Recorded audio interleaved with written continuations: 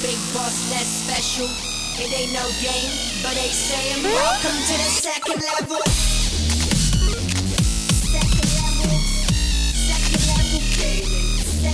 Hello, Internet, and welcome back, or welcome to the official Level 2 Podcast, episode 66, otherwise known as 66. We're close to Execute Order 66. Do you know what that is? No. My name's Keegan, one half Level 2 Gamers. This is Tom. He clearly does not understand Star Wars references. Execute Order 66 is kill the Jedi. Kill all the Jedi. It is 66. Yeah, that's what I said. We're close to episode. No, 69. Wait. I meant to say we're close to 69, but Execute Order 60. My brain did another joke, and then I came up with a better joke, and you didn't follow the joke. No. Execute Order 66. My brain doesn't know how to deal with your brain. Execute Order 66 is kill the Jedi. Gotcha. How you doing today? I'm all right. Yeah, I'm good.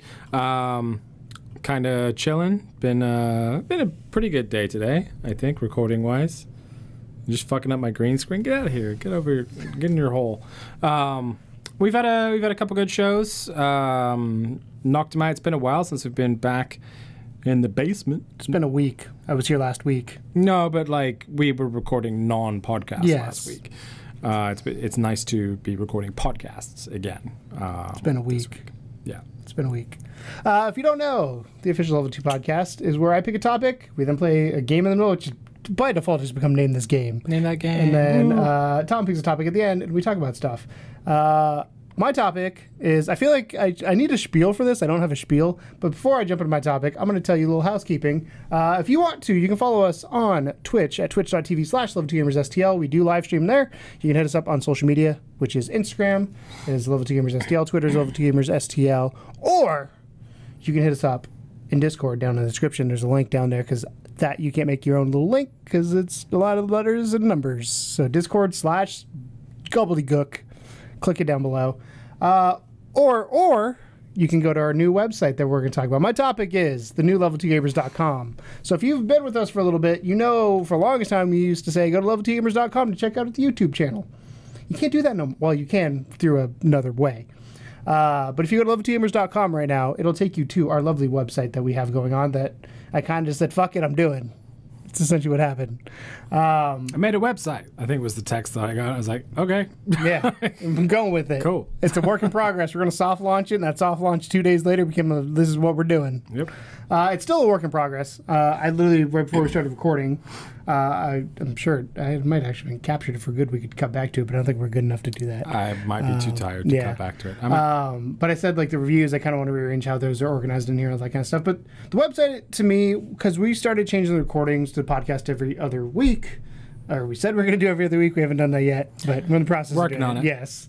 But the website, to me, was like, I don't want to say a stopgap for that, but there's a lot of times news would drop either the day, because we record on Tuesdays, as you guys probably know, but stuff would come out on Tuesday after we recorded, or throughout the week when we're not here, and by the time the podcast goes up, there's new stuff we want to talk about, and we haven't talked about it, so we need a place to put it up in a timely manner, and that's what the website's for. Did you get all that? I did. Cool. Did you get all that? Cool. But no, so the big thing for the website to me is I wanted a hub for everybody, for some people to go to, and the hub included the big thing, like, I guess selling point, that's not the right word, but the big kind of emphasis I wanted was news, because I feel like a lot of times we miss a lot of news and a lot of little things that we may not want to talk about, like game releases or whatever. And it's like, oh, hey, this game's out. Like, literally the news article right now is the Ninja Clash of Carrots out now. Would I say that in the podcast for a detail? Probably not. I would do like a release date, but I wouldn't do like this game's out. We say it's out, but it goes in detail kind of about what it is, where you can get it, pricing, all that kind of stuff. Yeah. Along with the new launch trailer and all that jazz. So I just want to talk a little bit of, like, the mentality behind the website, what kind of the goal is for it, and kind of how it's gone, because it's been officially a month. Little less than a month. No, it's almost exactly a month. It was the 5th, I think, is when we started, or 5th or 6th, and it's now the 4th as we're recording, September 4th. So how do you feel about it? I like it. I mean, it's nice to have a place you can go to put either instant thoughts on something down, or like you said, like when something comes out, specifically like either stuff that we wouldn't normally include in the regular podcasts, or just we get a lot of like press releases and stuff that I feel like We don't do anything with. we don't really do anything with them because we might play the game or whatever, like if they give us a key for it, but we're not necessarily able to help promote that thing. That this indie developer has taken time, like years of their life, putting together in the best possible light. And I think this gives us just another avenue to do that, because the whole point of our show is to shed a light on these indie developers that are making these unique games and these kind of like pushing the industry forward games. And we don't always get time to do all of that in an hour-long podcast. So having something that when we get a new bit of news from terminals or we get a new press release in our email inbox or whatever, we can just hop on or something here. drops on Twitter. Yeah, or some random thing happens. Or we we've caught a few weird things, like the Gollum thing, trademark slipping, and you caught the PS4 in the background of the Xbox PUBG thing. Like those are things that Or the Mother Gunship update that happened that they announced on Twitter, and within I think 20 minutes I had an article up ready to go explaining what they talked about. Yeah, so like catching that stuff early and putting it up is really cool. The site definitely, like, we need to do more work on trying to like put some of the reviews and like the podcast sections, making them a little fancier in a way. It is bare bones, but it is a good start. It's a solid start. It's and like it our looks channel. good. If you look at like where our channel came from when we first started, not like, I'm going to say the iteration we're in now, because first started we were completely in left field compared to where we are now. But if you look at like the podcast, like even just our layout of the podcast visually, they started out as couch conversations. The couch conversation then became a podcast where we sat over there, I believe, recording. A couple times, in front of the table. Yeah, and then we sat over here with a green screen, and then we made the green screen fancier by putting this little overlay around us. And things progress as time has gone along, because it's only just me and him are the main factors behind this thing. And we have friends like Bertrand and Josh, both did articles for us. Josh did Hypergun review, and Bertrand did a first impressions of Fear the Wolves. Fear the Wolves. So I'm excited about that, and we want to get more and more people on board with it. We want this to make it like a collaborative thing. Yeah, that's part of it as well, is the fact that like right now, like you mentioned, we do pretty much everything. So we do have people that help us out and have helped us out, specifically with things like PC gameplay. Shout out to Blue Moon. But like there's certain things that we just don't have access to do, but we still get given keys or whatever for it. So we'll ask one of our friends, hey, we'll give you this key in exchange for some gameplay that we can or post give us your up. impressions. Yeah, and so we do have friends that help us out, but we wanted to open it up more. The idea really, like, ultimately down the road being that we have this kind of hub network of us and people that we trust implicitly with their content to make a sort of indie IGN, if you will. I mean, we don't want to be IGN, but we do want to we don't have steal people's shit. No, but we do want to have something that's just kind of like a catch-all for reviews and interviews and new releases and news and stuff, but specifically focused towards those that are underserved in that area. Because I mean, if you're going to have a channel, you may as well have a purpose for your channel. So our purpose has always been to help not only indie developers and indie VR developers, but also to help content creators too, which is why we do this podcast, because this is for the folks that make the content and want to know how to hook up with developers and get their games and make their own content out of that. I mean, we've actually very recently got to see the massive success of someone that we met as a shy, timid girl at it was Indie Pop, wasn't it? The first year at Indie Pop. Well, your first year. Yeah, my second year. Through one of our panels that we did, and now she's like just crushing the game with like she had 200 followers. 200 followers on Twitch and like 50 people watching her regularly, and I mean she's killing it, and it's great to see that, because that's something that came from knowledge that we had learned and departed, and even though, trust me, she earned that on her own, because she's amazing at what she does, but it's nice to feel like some of the stuff that we've imparted to people has actually helped them in some way. So I love the helping the content creator part of it too. So yeah, I want to get more content creators. I want to like bring more people on board and have them create content. And even if it's just a writing, because some people don't want to be in front of a camera. You know what I mean? Like if you can ask someone to write a review or something, I know certain people that would write a review in a second, but they would never want to be in front of a camera or doing an overdub review like the ones that I do, just because either they have trouble like reading and having like emphasis on emotion and stuff at the same time, or they just don't like cameras. They don't like the way they sound. I mean, that's the other thing too. Like, there's people that are very self-conscious of the way they sound when they hear themselves on a recording. I've gotten to the point where I've recorded my voice enough that I'm like, this is me. Yeah. I like it because I wanted to, like you said, you kind of want to expand to make it more collaborative. And I've reached out to a few people to kind of see what their interest is. And you don't want it, like if they're already existing content creators, you don't want them to do something specifically for you, but you have a template, you got to fit them in.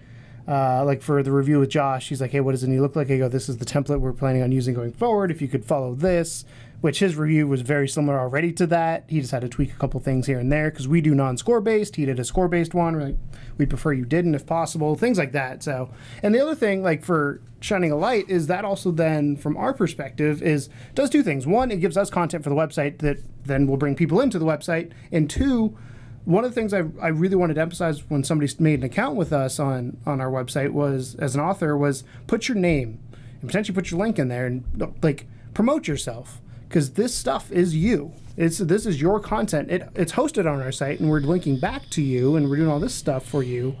But it's a way to help spread people that are doing some good work. Granted, they have to fit the template of the indie and people VR. that want to start working and don't really know how. Like Josh has been talking to us, not last milk pit, Bertrand. Say that.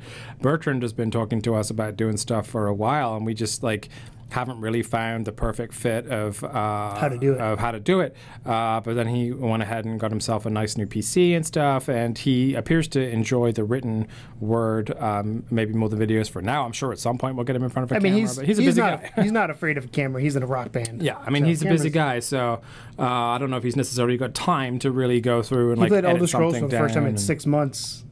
Because he'd been on tour or something. Yeah, or 6 weeks. So, as something just to kind of like, get your thoughts down about something. Because a lot of people automatically write a review of something without even thinking it when they're playing a game. They have thoughts. It's just like some people can eloquently put those across better than others. And those people should write a review.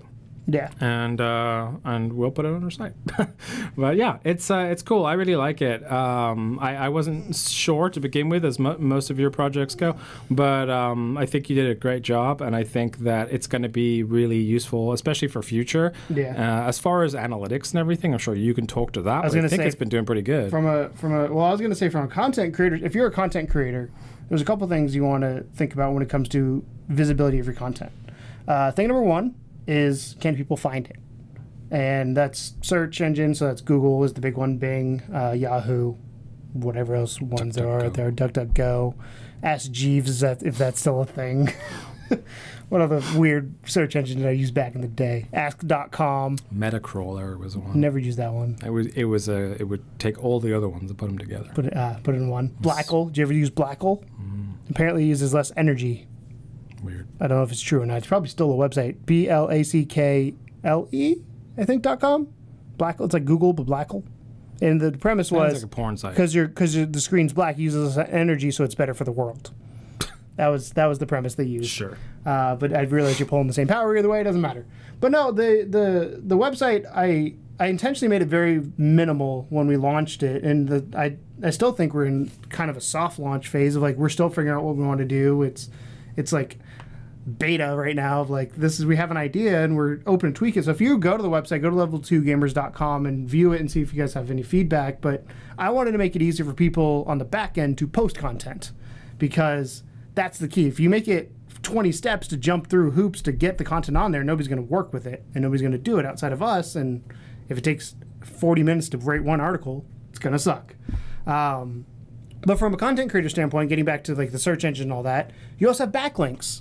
So if you don't notice, the little trick we do is every time we get like a trailer, or we get a video or a gameplay, or we talk about a game, we either put a link back to a video we've done, or we will embed that video directly into the article itself. And that helps out both YouTube. So YouTube sees that link being hosted somewhere else. Like, oh, this is actually being shared somewhere else. We're going to put it up the algorithm a little bit.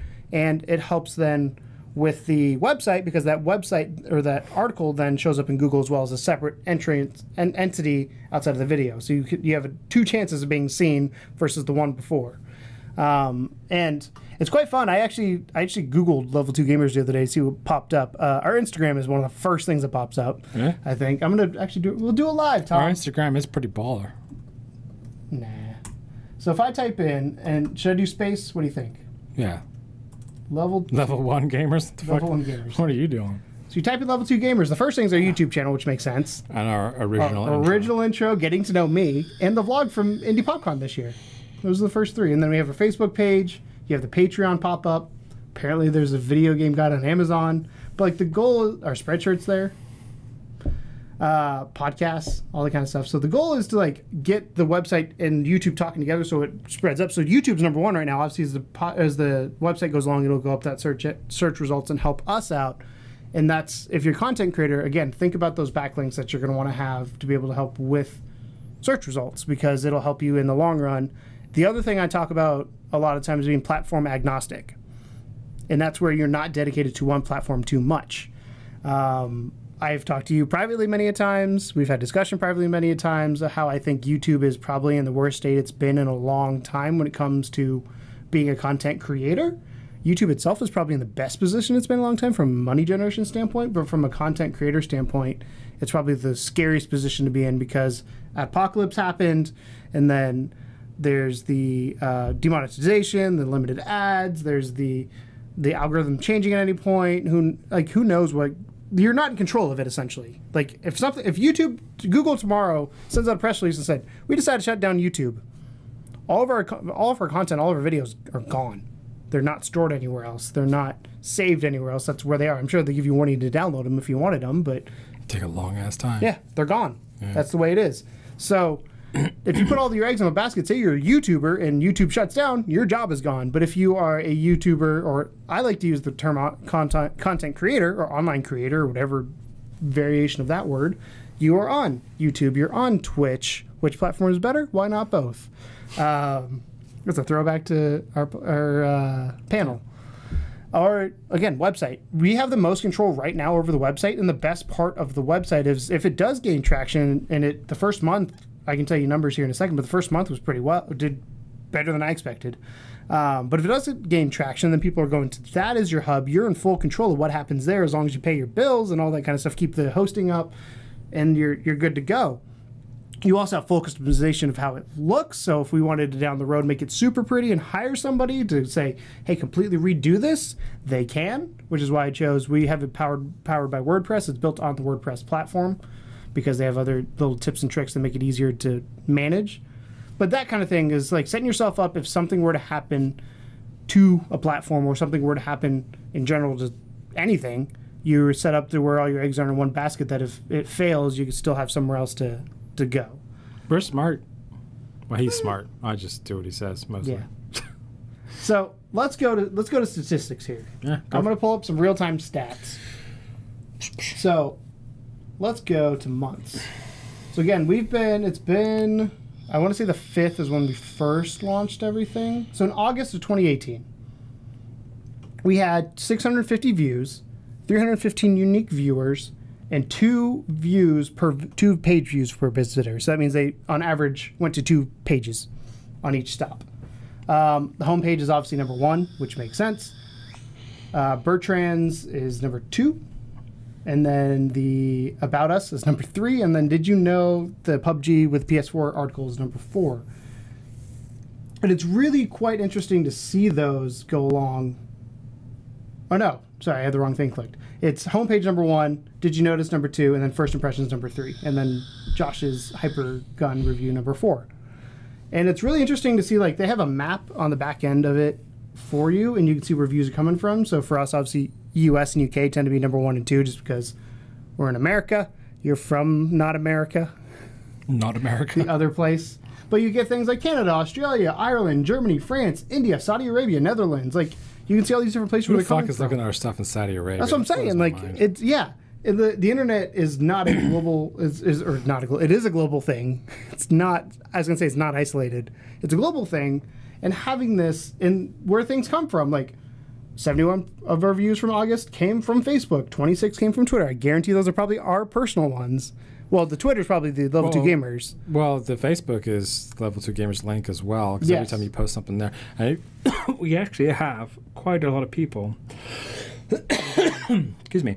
On our Facebook account, mostly because we used to do like the boosted ads and everything. Remember when we had like 300 people from the Philippines join our Facebook group? But like, here's the prime example. Vietnam. It was Vietnam. Yeah, like search engines, Google, Yahoo, and Bing are all showing up there. Like, it's crazy. And you can see how many views per person. You're now currently last of the 4 people that have posted stuff. Just want to let you know. To look at the site?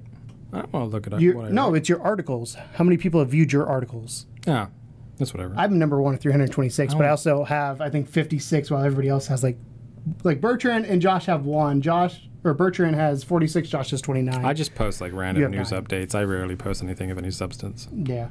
I will at some point. So, but no, and then you can see like insights, so you can see like kind of what time and day works best for us. So ironically, I think the best time for us for longest, Friday at 9 p.m. is the best time for us to post things. Is when people are most active on our site. Interesting. You can also go on to WordPress and go and log in and make an account and then comment like you would on YouTube. So a lot of the stuff's already built in that is on YouTube. It's just we have more control over it. And from a social media standpoint, like from a follower standpoint, it tells you like, for our share total, we can share to up to 1,100 people every time we post it to Twitter and Facebook. That's the combination of how many people we have following us. You can see who follows you. You can see how many visitors. You can see what day had the best views ever. There's just so much that you can go into on here and be like, I want to see what this is. And you see views, average views per day, views per month, all this kind of stuff. So there's so much that you can look in analytics-wise and kind of understand a little bit more where your audience is coming from. And again, from a content creator standpoint, that's useful. So for us, like, somebody looked us up for monster trucks, the Monster Truck THQ Monster Jam game. Somebody looked that up. Don't know why, but they found it. So maybe I'm going to continue talking about that game as time goes on. Or somebody looked up their interest in the first impressions from the Wolves, Fear the Wolves. Like, maybe we'll tell Bertrand, hey, a month or 2 down the road, revisit this game and see how much has changed since it's early access and stuff like that, to kind of, you don't necessarily use the analytics to 100% make your content, but you use them to understand what people are looking at content-wise. So we'll always be indie and VR, but it'll determine kind of specifically what we end up deciding. Game-wise more than anything. Yeah. I mean, DayZ hitting game preview. Apparently that was a thing that people are interested in, so... I don't know, there's so many things that the Overwatch guides do really well, which doesn't surprise me at all. We Happy Few trailer, the Hitman guide is doing pretty well. Like, it's interesting because we have to try and narrow the focus down. Like I said, news is priority. We had the guides, we wanted to put those up there, but like, how do we make it work? How do we function it? And that's on us to make it easy for you guys to view. But if you are a content creator, I would recommend looking at doing a website. You can do a WordPress blog for free. It'll just be whatever you choose.wordpress.com, or in our instance, there's paid plans. We paid for a plan so we could have a unique URL, so you can just do level2gamers.com. So it's level2gamers.com/whatever else you put after that link, and you can change all those links as you want or as you need to make the slug whatever you want it to be. So I don't know. I'm super pumped about it. There's the ability to embed our own videos if you want to. It takes up storage, which is kind of why I'm against it right now, until we get more storage inside of WordPress. Or if YouTube crashes. Yeah, if YouTube goes down, or...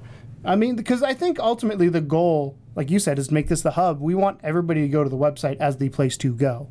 Whether you're going to the website to read news, you're going to the website to watch when we go live, you're going to the website to go to YouTube or see videos we have on YouTube, they're all going to be on that website at some point is the goal, I think, going forward.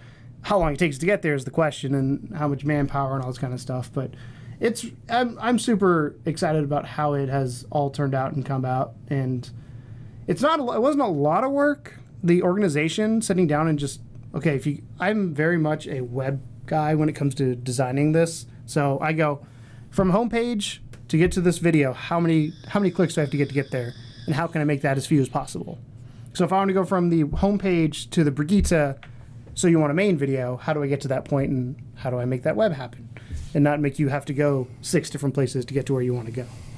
So these are the things I talk about or think about. Yeah, this is your little area that you excel at is analytics, and you fell off for a while and you were kind of less interested, but it's nice to see you back specifically for the website to sort of I'm always interested in analytics. I just don't care about certain ones. Like, to me, subscribers don't mean anything. To me, it's retention rate, it's viewership, it's that kind of stuff that I care about. What are people interested in that we're doing? What works well, what doesn't work well? Yeah.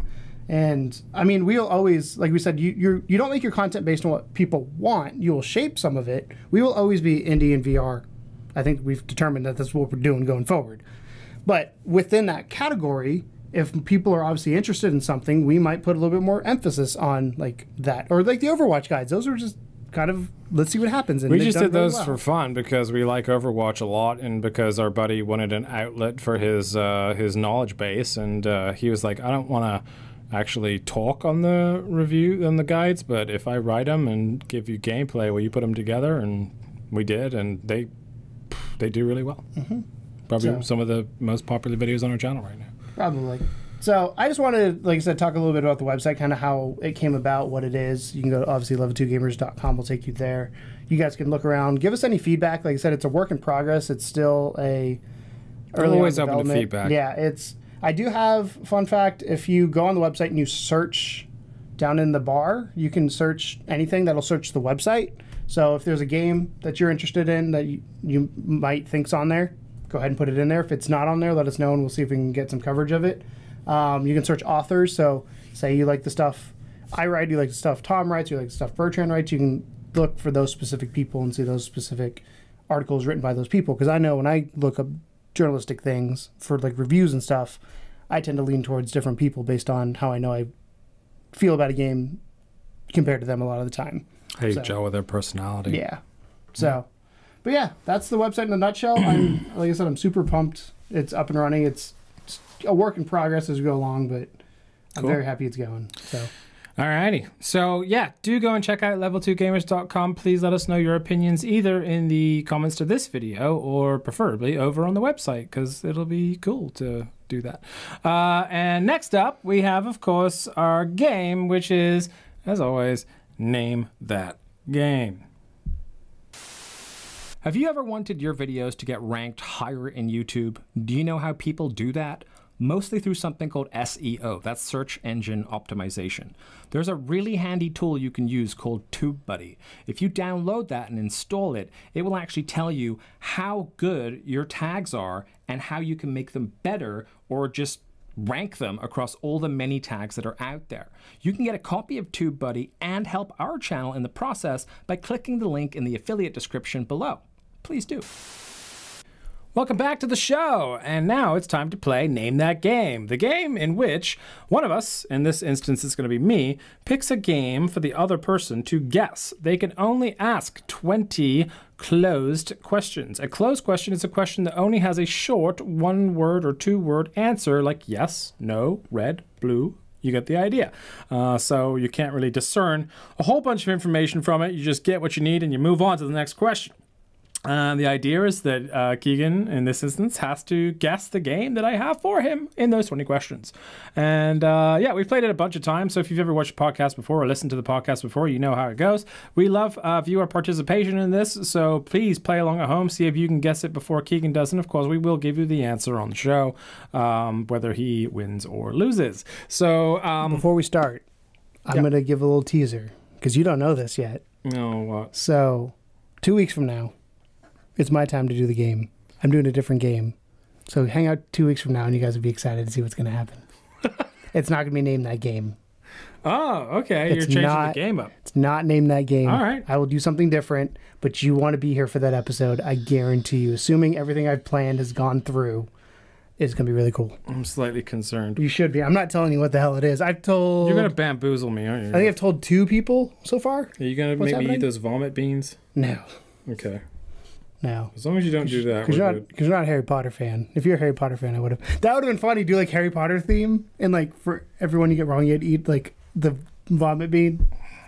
Anyway, number 1. Yeah, question number 1. Go ahead, hit me with it. What you got? What console is this most famous on?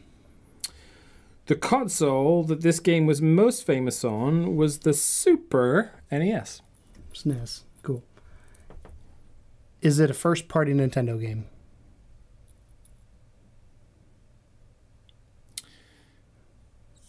Yes, kind of. I feel like it's a yes or a no. Published by Nintendo, developed by Nintendo R&D 1 and Intelligent Systems. So it's kind of a partnership. But and I gave you way more information. But Nintendo developed it. Mostly Nintendo. It's, as I say, it's pretty much mostly Nintendo. Are you any sort of anthropomorphic creature? Do you mean am I an animal? Yes. No. Well, anything that's not human, I guess, is kind of how I'm saying that. You're a human. Cool. I just want to say it in a cooler way. Good for you. Has there been sequels to this game? Yes. Is this game a well-known Nintendo IP? Yes. So you're human.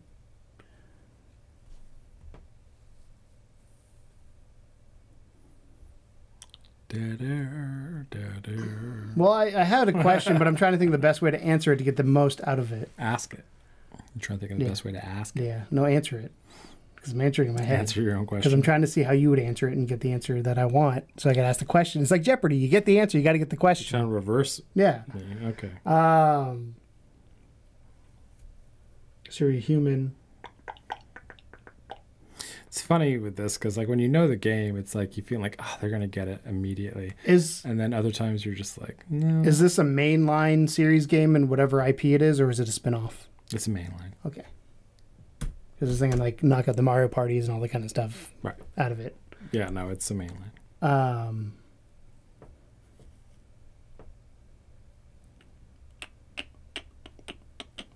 Is it an RPG? No. So Zelda's gone. Is Link a human?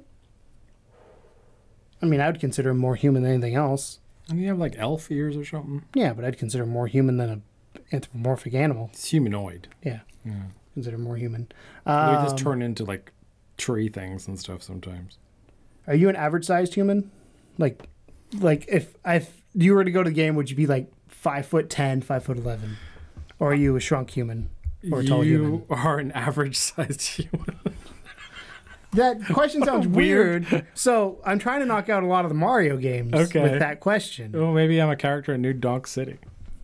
I'm not, but you know. Well, first of all, you don't play somebody in New Donk City. That's true. So. Normal size. And you said SNES, right? Yeah. Couldn't think of a better way to ask. Do you have it at home yet, folks? I don't want to do that yet because I haven't asked the question. You should comment when you get it. You should say, I got it on question 8 or 9 or whatever. That'd be cool. So you're a human, average size human. Average size human. On the SNES. On the SNES. It's published by Nintendo. Yep. Semi first party. Yep. Mainline series. It's mainline, well-known IP. Is it a platformer? Yes. Do you have guns? Yeah. Are you a female? Yeah. Is it Metroid? Nope. I don't know the Metroid games. You gotta get the title right.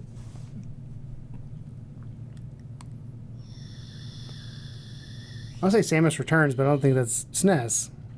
I don't know Metroid games. I've never played them. What system was it on? You said SNES. Mm-hmm. What does that stand for? Super Metroid. Yeah. That's why. So my weird human question was the key to all of that. Because I knocked out. Because if you think about Nintendo IPs, I'll let you do your spiel here in a second. But if you think of Nintendo IPs, you have creatures that are knocked out with the human question. Average size human, you knock out Mario, Peach, anybody in the Mushroom Kingdom, and then you have what's left. Really is you have Falcon, you have Metroid, or Samus, you have. Pretty much that's it. You knocked out the NES. Smash Brothers roster. Yeah, pretty much. I mean, that's all you have to do. Super Metroid is a side-scrolling action-adventure video game developed and published by Nintendo for the Super Nintendo Entertainment System video game console. It is a third installment in the science fiction Metroid series, continuing from the events of the Game Boy game Metroid 2: Return of Samus. It follows a protagonist and playable character, Samus Aran, who travels to planet Zebus in an attempt to retrieve an infant Metroid stolen by the space pirate leader Ridley. It was released in Japan in March 1994, with other territories later. It was later released through Nintendo's Virtual Console since 2007 and as part of the Super NES Classic Edition micro console in September 2017. Yeah, so Super Metroid. I played it a little bit. I never played it a lot. It's more kind of just like famous for the whole reveal that like Samus was actually a girl and not a guy, like which still like I think is like this that would blow it's up there with people's I Am Your minds. Father. I'm still waiting for like Master Chief to take his thing off and be a girl. That's not gonna happen. I know, it'd be cool though. So yeah, mainly because the voice. I guess you could do voice modulation. Yeah. I'm gonna do a throwback though before we jump out of here because Sure. I just got a message from good old Last Good Milk Pig Josh. Oh, cool. Saying his next review is probably gonna be Ninja, which I was like, hey, I played that game. So Yeah. he's excited. Look forward to I was that. like, I enjoyed it, so I'm interested to see his views on it.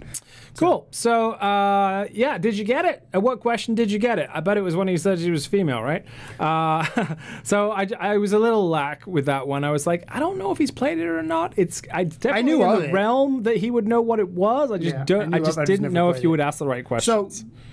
you have to remember, Super Nintendo, I never owned. But so your grandma had one. Yes, but the game she owned, I can name the 5 games she owned: Donkey Kong Country, Wheel of Fortune, Lion King, Yoshi's Island, and what was the? Oh, no. Simpsons. It was Itchy and Scratchy of some sort, some Simpsons game. I can't remember which one specifically it was. So that's all she owned. That's no wonder you played so much Donkey Kong. Yeah, dude, I played the crap out of Donkey Kong. So that was named that game. Apparently, next time we play this is going to be a different game, which I'm a little nervous about. But until then, It's you similar can to catch, name that game, but you want to be here my next time. tales after the break.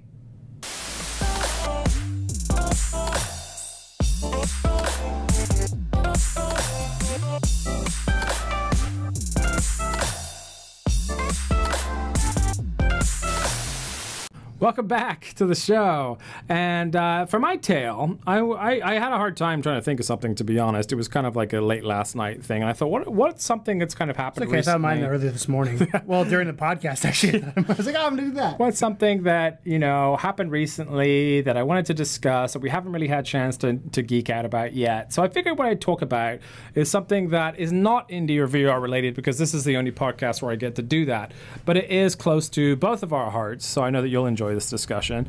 And that is the inaugural season. You getting comfy? Yeah, I'm gonna The put this here so it's not on my inaugural face. season of the Overwatch League. Hold on, I need you to shut up for a second, make sure I'm not peeking the mic. Okay, we're good.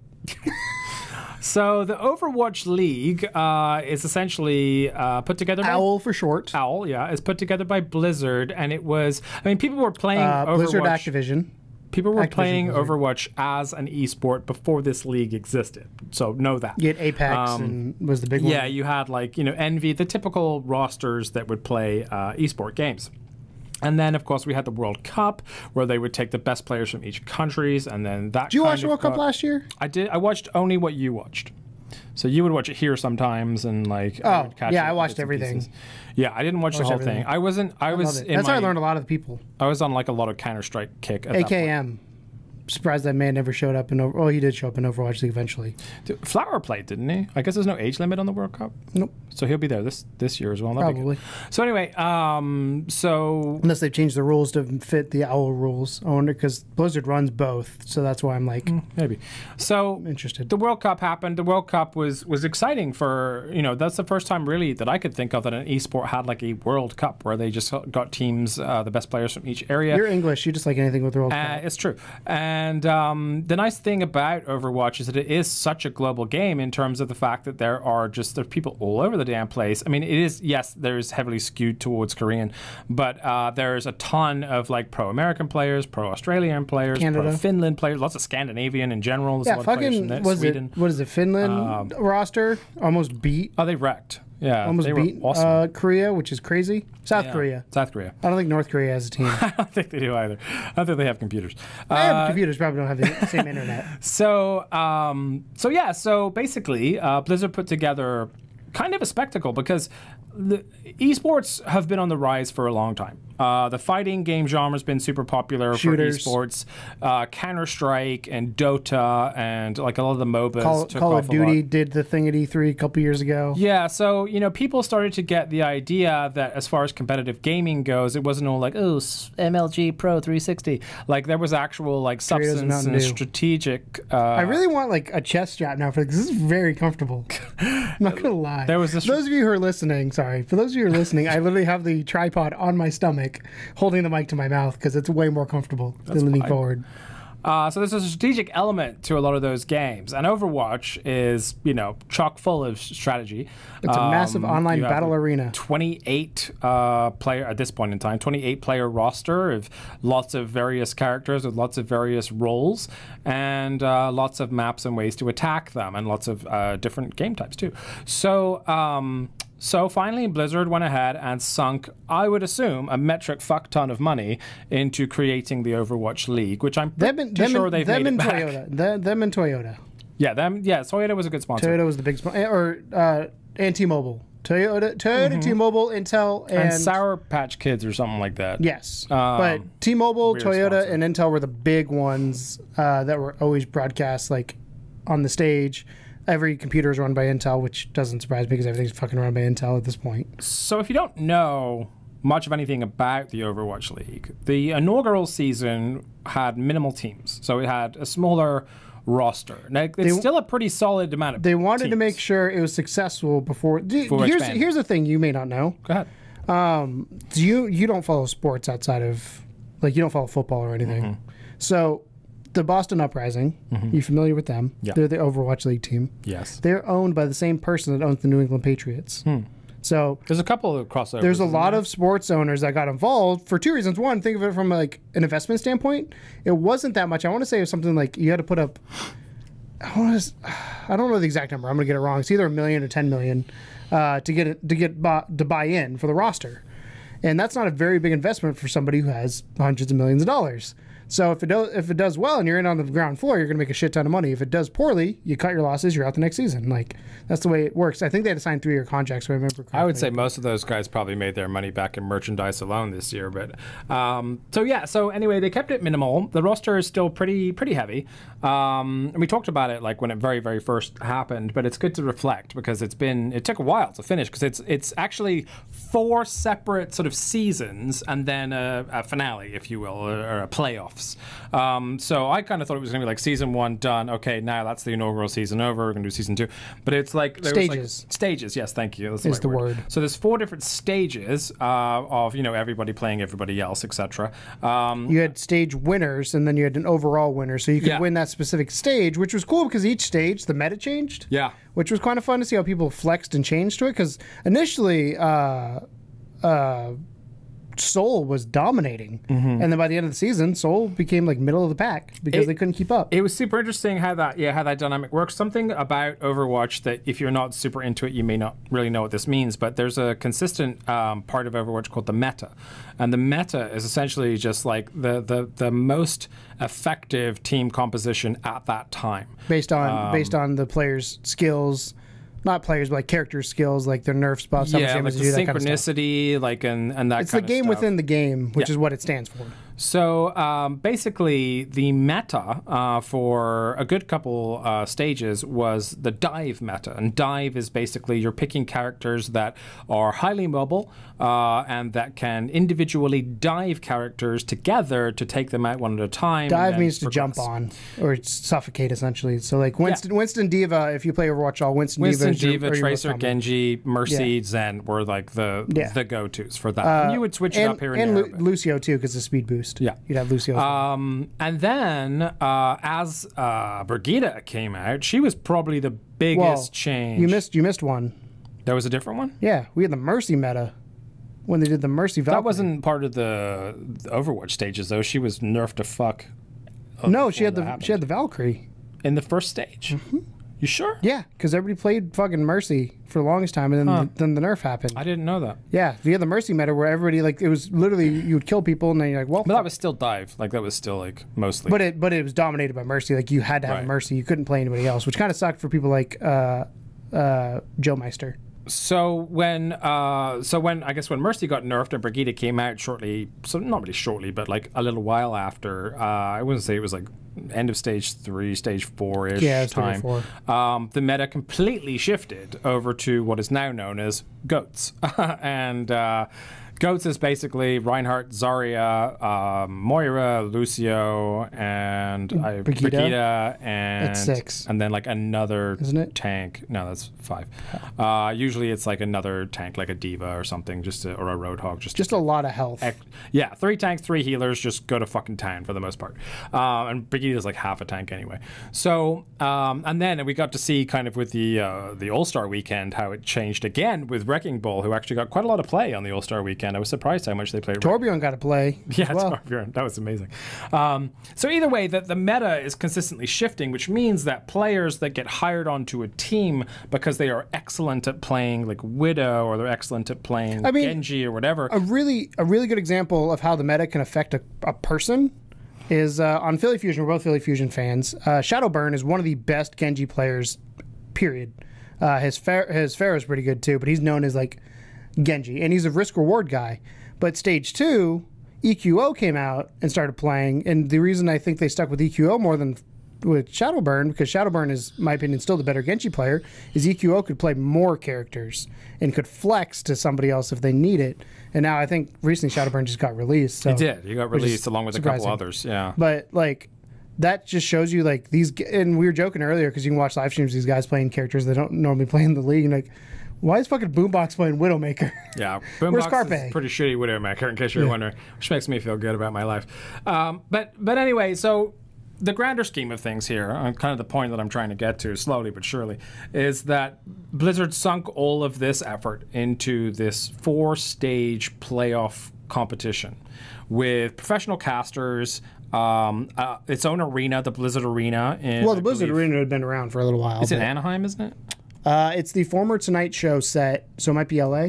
It's former Tonight Show somewhere set. In California, and so they went through, and I think it's safe to say that kind of during the process of this, because it started out a little shaky. Like, would you agree that you feel like there was a lot of like controversies that came up and players got like banned a couple games here and there, and it was just kind of was throughout the season. It wasn't just early. It was throughout the whole season. I feel like more of it happened at the beginning, though. I think as the stages went on, more people left that were issues. Well, yeah, they took less shit. But I feel like more people kind of started to take it as a serious thing. Like, I mean, they were making a lot of money off this. That's not like, you know, so the minimum salary for an Overwatch League player is $50,000. They can make more than that, and they had health insurance and all that. And if you win like a stage, you get a bonus. If you win the whole thing, you got a really big bonus, $1 million. Well, divided up among the whole team. Divided, so that's actually divided. But even like, you know, runners up and stuff were getting bonuses as well. So about halfway through, like to 3/4 of the way through the season, Blizzard started really like showcasing what they had to other entertainment entities, one of which you may have heard of. It's called Disney. And Disney was given rights to show Overwatch League games on like Disney XD. ESPN picked up rights to show Overwatch games. You know Disney owns ESPN, right? Yeah. Okay. So you would go to like a bar and you might see fucking Overwatch on the TV instead of golf. My dad one time texted me, he goes, "This video game you talked about before is on ESPN. What is it?" I was like, "It's something you will never get into." And they also had a partnership with Lego, which is starting up now, which supposedly is going to lead to some kind of a Lego movie with the Overwatch characters, and I'm sure they're going to have little Lego tracers and stuff. Nerf, the Nerf guns, they have Tracer and Reaper Nerf guns they have now as well on TV. I'm interested because, like, again, I don't know if you know this, but so the first Overwatch League, when they started, they didn't know how it was going to be. They did their best to give them the best product they had, and I'd love to know like financials, how successful it was financially. But the goal is, because like you said, everybody plays in the Blizzard Arena in LA, and the goal is to eventually have every team in their own city. So right now it's weird that Philadelphia Fusion is made up of nobody from Philly, and they don't play in Philadelphia. What the fuck? But eventually the goal is, from London perspective. Yeah. My team is all Korean people. Yes. So it's like one of those things where they're going to be playing in those cities. I'm interested to see the international, how that's going to work. Are they going to do it over land then, or are they going to do it like over? They're going to have arenas that they're going to come into. Oh, so they're actually going to visit each other. Yes, that's going to be a bummer. That's for people the plan. To have to get jet lagged. That's what I'm saying. That it's going to be interesting because that way you don't have lag and all that kind of stuff. Or who knows? It might do online thing and then mash them together in the broadcast. Yeah. But I'm sure the finals and all that will still be. The fact that they filled Barclays Center, really cool. It's a big. That's where the Nets play. That sucker sold that quick. Yeah. So I don't know if you knew that, but their goal is eventually to have each team play in their own city and with their own arenas. It's just finding venues and all that kind of stuff because it's expensive to build a venue. And the question is, do they build it specifically for esports? Do they take existing stadiums there and retrofit them? Because I think they wanted to know what the audience was before they committed to building stadiums everywhere. I think it's safe to say that it was successful enough that you average about 125,000 viewers every stream. And that's just on Twitch. Yeah. And that's not including like the Disney XD and ESPN. But I'm just saying that is good. And then the playoffs and the finals was way higher than that. But to give you an idea, like normal esports, and again, I'm a stats guy, but normal esports on like ESPN, when you watch like, I don't know, Counter-Strike, or you watch Rainbow Six Siege or Dota, like those audiences, well, Dota's big, but like Counter-Strike or Rainbow Six Siege is like 60 to 70,000. So you're already 40,000 above that. And it's funny because like they tied the game in. Well, I feel like if I played Rainbow Six Siege, or I watched Rainbow Six Siege, or I watched Counter-Strike, I would feel like I could potentially play the game, but I don't think like the skill level there is incredibly high. Versus Overwatch, every time I fucking watch an Overwatch thing, it's like you would learn something, like let me try that, and you'd learn as you go along. And I'm sure it's the same with the other two. But that was, I think, a byproduct they didn't really expect was like,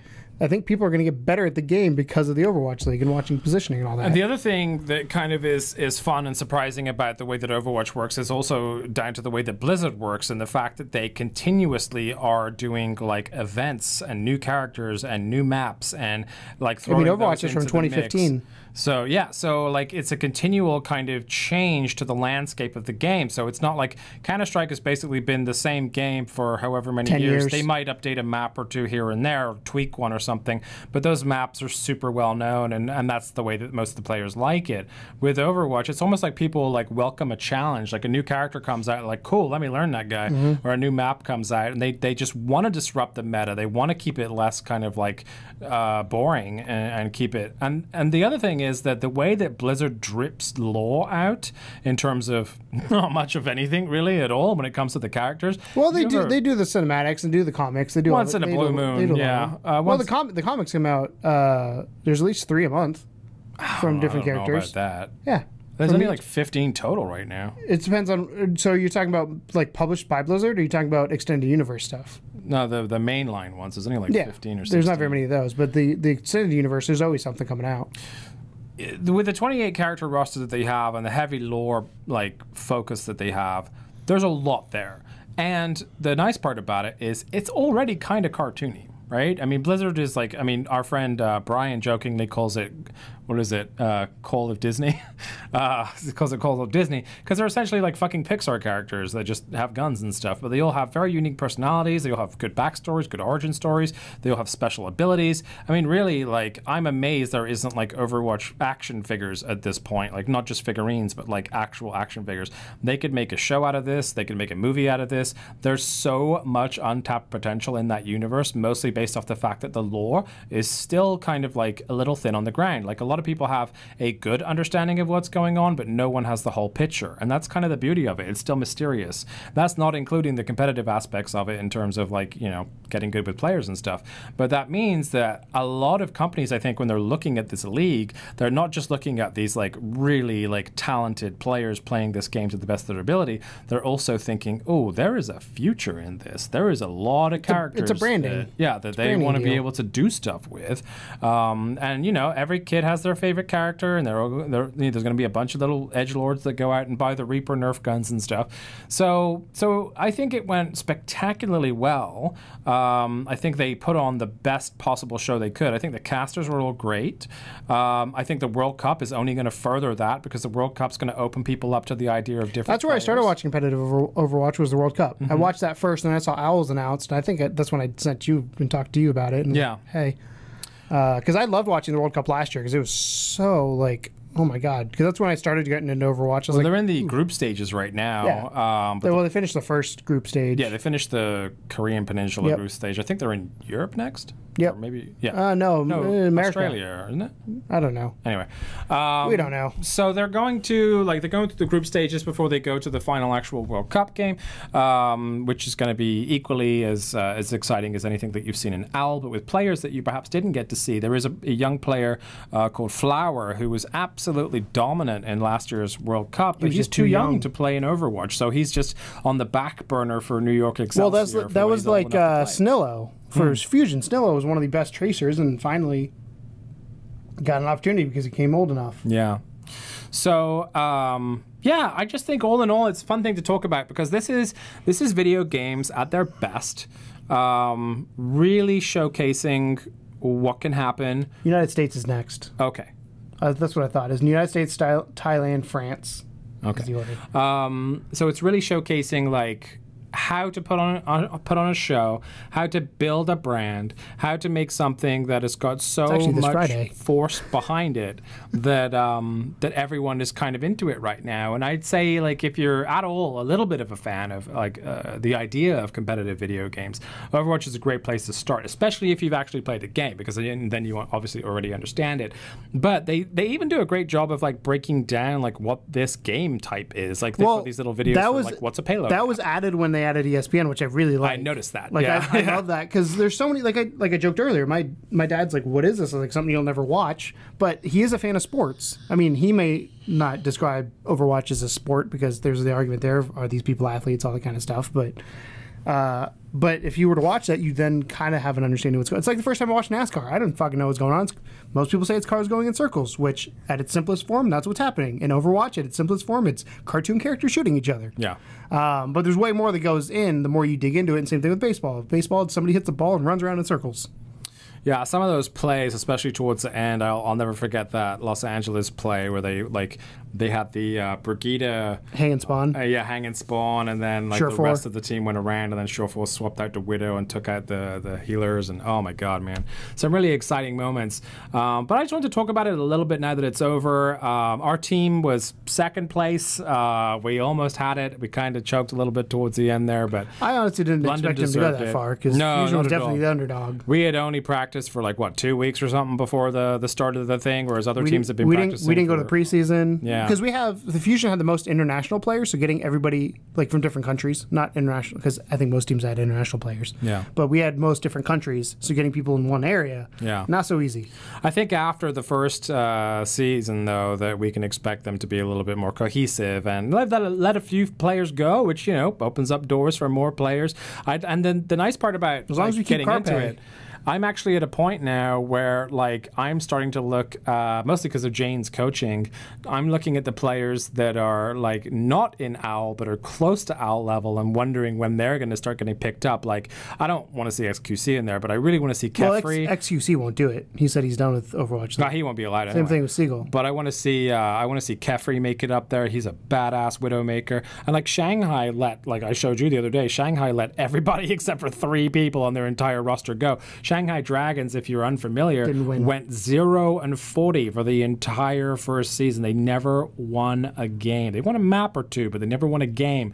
So they basically just gutted their entire roster except for a couple folks. And so they're going to be rebuilding that, which is exciting because they might actually win a game. And I think the first game they win, everyone's going to lose their fucking minds. Do you watch Contenders? Sometimes. Cool. Yeah, I like the Hurricanes. It's like the AA. Yeah. Well, I guess AAA. I watch the Fusion University Yeah, they're good. for obvious reasons. Yeah.